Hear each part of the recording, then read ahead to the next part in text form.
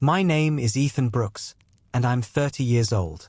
My story begins when I was 20, sitting at a kitchen table in Ohio, watching my parents destroy my future to save my brother from his own mistakes. I grew up with one older brother, Marcus, who was 4 years my senior.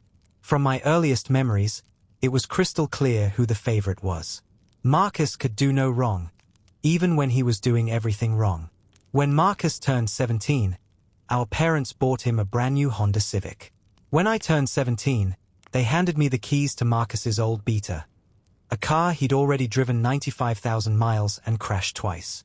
Marcus wanted to play football, so they bought him all the equipment and attended every game. When I made honor roll 4 semesters in a row, my mother glanced up from her phone just long enough to say, "That's nice, honey." But the real difference wasn't in what they gave us. It was in what they excused. Marcus started getting into trouble in middle school, skipping class, getting suspended. Every time, Mom and Dad would march into the principal's office like Marcus was the victim. "He's just spirited," Mom would say. "Boys will be boys," Dad would add. Meanwhile, I got grounded for a week because I forgot to take out the garbage. High school was when Marcus really became a complete screw-up. Sophomore year, he got busted selling marijuana to freshmen in the school parking lot. Dad hired a lawyer for $3,500 and convinced the school board Marcus was just helping other kids feel comfortable. Junior year brought vandalism charges. Marcus broke into the rival school's trophy case, spray-painted every trophy, and posted photos on Instagram. The school demanded $9,500 in damages. Dad hired an even better lawyer for $6,000 and got the charges reduced to community service, which Marcus never completed. Senior year was the pinnacle. Marcus threw a massive party while our parents were out of town. He charged admission and hired a DJ. The neighbors called the cops after someone crashed through their fence. When police arrived, they found 3 unconscious teenagers, a flooded basement, and Marcus passed out on the roof. The property damage totaled $14,000. Dad took out a second mortgage to cover it. Marcus barely graduated, but my parents threw him a lavish party at the VFW hall for 250 people. When I graduated with honors, I got a $25 Barnes and Noble gift card. Throughout all this, I was grinding. I worked part-time at a grocery store, maintained a 3.9 GPA, and saved every penny for college. My grandparents had set up education savings accounts for both of us. By the time I turned 20, mine had grown to around $27,000.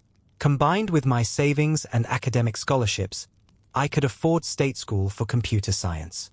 Marcus's fund had been drained by sophomore year, spent on lawyers and court costs. It was March of my senior year. I'd just been accepted to state school with a half-tuition scholarship. I was over the moon. I was going to study computer science, leave this toxic house, and build something of my own. I came home from my grocery store shift around 10 p.m. My parents were at the kitchen table with Marcus. He looked terrible, bloodshot eyes, unshaven, pale from 48 hours in county jail. This was his 3rd DUI. He'd wrapped his car around a telephone pole. The car was totaled, and his blood alcohol was nearly 3 times the legal limit. "We need to talk," Dad said. "Marcus is in serious trouble," Dad explained. "This 3rd DUI, it's a felony. He's looking at real prison time unless we get him the best lawyer in the county." "How much does the lawyer cost?" I asked. Mom and Dad exchanged a glance. $30,000, Dad said quietly. The number hit me like a slap. More than my entire college fund. "We don't have it," Mom said through tears. "We've already mortgaged the house twice for Marcus's other legal fees, and..." Dad cleared his throat. "We need to use your college fund." The room fell silent.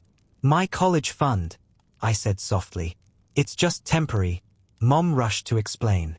"Once Marcus gets back on his feet, we'll pay it back with interest.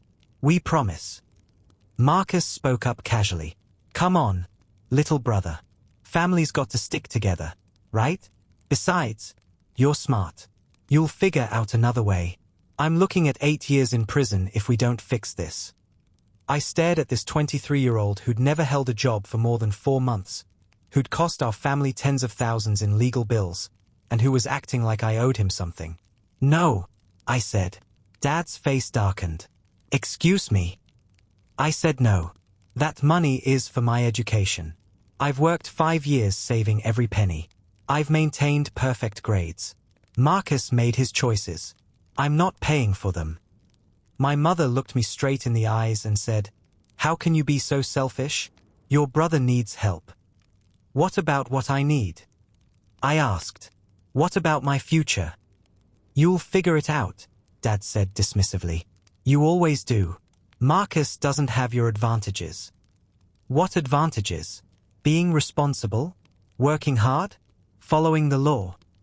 Marcus slammed his fist on the table. "God, you're such a self-righteous little prick. I think I'm better than you because I don't drive drunk and endanger innocent people," I shot back. Dad stood up and shoved his finger in my face. "That money is in an account with your mother's name on it. We're going to use it whether you like it or not.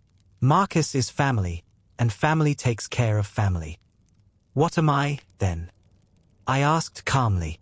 No one answered. The next morning, Mom withdrew every cent of my college fund.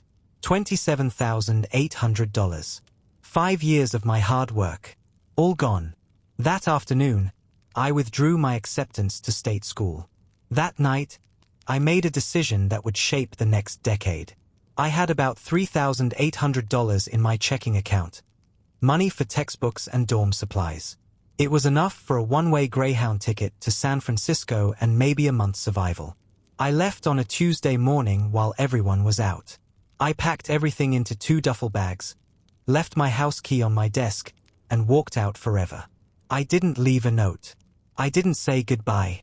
I just disappeared. The first 2 years in San Francisco were the hardest of my life. I couch-surfed, lived in hostels, and eventually slept in my car, a $1,000 Honda that barely ran. I worked every job imaginable. Dishwasher at a 24-hour diner, dog walker for tech executives, delivery driver. I worked 3 or 4 jobs at once just to afford a room in a house with 6 other people. But when you're 20 and at rock bottom, you're still young enough to recover and desperate enough to work harder than everyone else. During lunch breaks and after work, I'd go to the public library and teach myself to code. HTML, CSS, JavaScript, Python. I used every free resource online. I spent every spare moment learning, building projects, failing, and starting over. After 8 months, I got my first IT job as tech support for a restaurant software company. It paid $40,000 a year. It felt like winning the lottery. For the first time, I was surrounded by people who valued knowledge and hard work over family connections. My co-workers didn't care that my brother was a mess. They cared whether I could fix their server crashes at 2 a.m. When the company's only developer quit, I volunteered to take over. I worked nights and weekends teaching myself advanced programming. The CEO made me CTO of the 60-person company. I was 22 years old. The real opportunity came in 2019 when I was 26. I'd been following remote work tools and noticed everyone was missing something. All these platforms focused on video conferencing and messaging, but no one was addressing project collaboration for technical teams. In my spare time, I built a prototype, a platform combining code repositories, project management, and deployment tools into one unified experience. In March 2020, I quit my job and used my savings to develop it. When I ran out of money, I freelanced during the day and coded at night. I lived on ramen, slept 4 hours a night, and was definitely not pleasant company. By September 2020, I had something that worked. I called it DevStream. I contacted every developer I knew and begged them to try it. Within a month, I had 300 users. Within 3 months, 3,000. By year's end, 20,000 users and my first revenue. By April 2021, I'd secured $3 million in Series A funding. COVID hit, remote work exploded, and suddenly every company needed better tools for distributed teams. DevStream grew from 20,000 to 200,000 users in 8 months. By 2022, We were generating $65 million in annual revenue. By 2023, we were profitable. I raised a Series B that valued the company at $500 million. And I, the kid whose college fund was stolen, was worth around $250 million on paper. When they came back, I hadn't spoken to my family in over 10 years. Not one word. They had no idea where I was or whether I was even alive. Then Forbes published an article, 40 Under 40, the dropout CEO revolutionizing remote work. They profiled me and DevStream, mentioning I was from a small Ohio town and had built a $500 million company from scratch. The story went viral. Within 24 hours, it was everywhere. That's how my family found me. My assistant told me 3 people in the lobby claimed to be my family. I was curious. It had been 10 years. What did they want? Send them up, I said. My office door opened. They looked older. Dad had gone gray and gained weight. Mom had more wrinkles and wore Target clothes.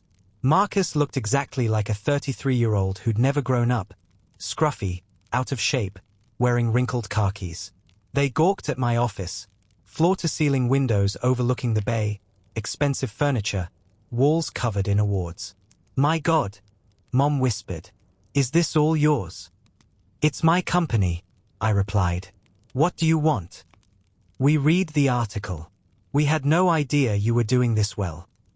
You had no idea I was doing anything. You never bothered to find out. We tried, Mom said quickly. We filed a missing persons report. We hired a private investigator. For how long? Silence. About 10 months, Dad admitted. We couldn't afford to keep paying him. Right. I'm sure Marcus needed the money for his next legal bill. Marcus spoke. Come on, man. We were really worried about you. I laughed. Worried about me? You thanked me for giving up my college fund and went right back to playing video games. We'd like to explain, Mom said softly. Explain what? How you stole my future to bail out your golden child. How you never once asked if I was okay with sacrificing my education for his legal fees. We were going to pay you back, Dad insisted. It's been 12 years. Have you? Silence. How's Marcus doing? Did that lawyer work out? Did he turn his life around, get sober, find a career? I knew the answer from their faces. I've had some setbacks, but I'm doing better, Marcus said. I've been clean for 8 months. What about work? I'm between jobs. About 10 months. So you've been unemployed longer than you've been clean. Mom looked ready to cry. We know we made mistakes. But you're our son, and we've missed you every single day. Missed me so much you gave up looking after 10 months. I stood and walked to the window. Why are you here? We want to reconnect, Dad said. We want to be a family again. What's the financial situation at home? Dad blinked. What? Your finances. Marcus is unemployed. You're both in your mid-60s. What's your situation? We're managing, Mom said carefully. How's Marcus's living situation? Still with you? Temporarily, Marcus mumbled. How temporary? 8 months? 2 years? It's complicated, Dad said. I nodded. And you saw the Forbes article about me being worth $250 million and thought, finally, our ship has come in. That's not why we're here, Mom said, but wouldn't meet my eyes. Isn't it? You didn't wonder about me for 10 years, but a magazine says I'm rich, and suddenly you need to reconnect. Look, we get it. You're successful, Marcus said, but we're still your family. Are we? Because families don't steal from each other. Families don't abandon each other. We never abandoned you, Mom insisted. You took away my future for Marcus's convenience. What would you call that? We made a mistake, Dad said. But Marcus was looking at prison time. And I was looking at losing my education. But only one of those mattered to you. We thought you'd be fine, Dad said. You were always so capable. I was fine. No thanks to you. But being fine and being family are 2 different things. Mom played her last card. We love you. We've always loved you. Doesn't that count for something? I studied her face, looking for authenticity. What I saw was desperation. How much do you need? I asked calmly. They looked at each other. You didn't come here just to reconnect. You came because you need money. So how much? The silence stretched forever. Things have been rough since Dad's accident, Marcus said. What accident? He fell off a roof last year, Mom said. Hurt his back. Can't work anymore. Workers' comp isn't covering everything, and the medical bills. How much?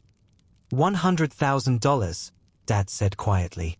Between medical debt, what we owe on the house, and Marcus's legal fees from his last arrest. His last arrest? I thought he was clean. He is, Marcus said defensively. The arrest was from before. I walked back to my desk. Do you know what $100,000 is to me now? They shook their heads. It's about 8 hours of DevStream's revenue. It's what I spend on office coffee in 5 months.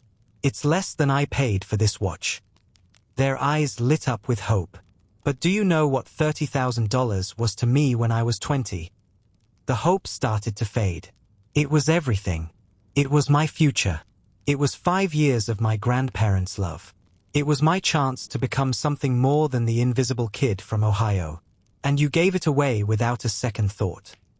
We were desperate, Mom said. So was I. But nobody cared about my desperation. I pulled up DevStream's bank accounts on my laptop. Dizzying figures earned through 80-hour weeks and teaching myself skills no school could have taught me. I could write you a check right now that would solve all your problems. I could pay off your house, Marcus's legal bills, Dad's medical debt, and give you enough to live comfortably forever. They held their breath. But I'm not going to. Marcus exploded. Are you kidding me? We're your family.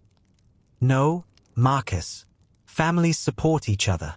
Families don't steal from each other to bail out the family screw-up for the 12th time.